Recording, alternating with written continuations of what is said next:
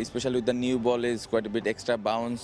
প্রথম ম্যাচের থেকেও দ্বিতীয় ম্যাচে বাজেভাবে হারাবো পাকিস্তানকে।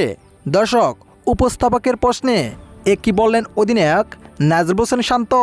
দর্শক, দ্বিতীয় দিনটি যেন বাংলাদেশের পক্ষে কথা বলল। শুরুতে বল করতে নেমে অবিশ্বাস্য বোলিং করেন বাংলাদেশের বোলাররা। নাহিদের গতির সামনে ও তাসকিনের বেলকির সামনে দাঁড়াতে পারল না শক্তিশালী পাকিস্তান, যেখানে বাংলাদেশের দেওয়া ছোট লক্ষ্য ঠপকাতে পারেন নাই পাকিস্তানের ভাগা ব্যাটসম্যানরা। শেষ পর্যন্ত মাত্র 232 রানে অল আউট হয়ে পড়েন শক্তিশালী পাকিস্তান। এরপর দ্বিতীয় ইনিংসে ব্যাটিংয়ে নামেন বাংলাদেশ দল।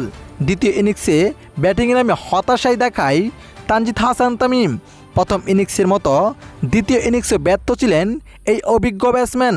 4 রানে ফিরে যান, তবে তার আক্ষেপটা পূরণ করে ফেলেন মাহমুদুল হাসান জয়, যেখানে অবিশ্বাস্য ব্যাটিং তাণ্ডবে ওয়ানডে ব্যাটিংয়ের স্টাইলে 50 করেন। মমিনুল হক করেন অবিশ্বাস্য ব্যাটিং তাণ্ডব। এক কথায় দ্বিতীয় দিনটি বাংলাদেশের হয়ে যায়। এদিকে দিন শেষে উপস্থাপকের প্রশ্নে বাংলাদেশের অধিনায়ক নাজরুল হোসেন শান্ত বলেন, প্রথম ম্যাচ নয়, দ্বিতীয় ম্যাচে এর চেয়েও বাজেভাবে হারাবো পাকিস্তানকে। হারিয়ে টেস্ট র্যাঙ্কিংয়ে 1 নম্বরে আসবো। তো দর্শক, আপনার কাছে কি মনে হয়, এই টেস্টটি খেলা জিতবে পাকিস্তান নাকি বাংলাদেশ? অভিজ্ঞতায় জানিয়ে দিন আপনার মতামত এই ভিডিওর কমেন্ট বক্সে। ধন্যবাদ।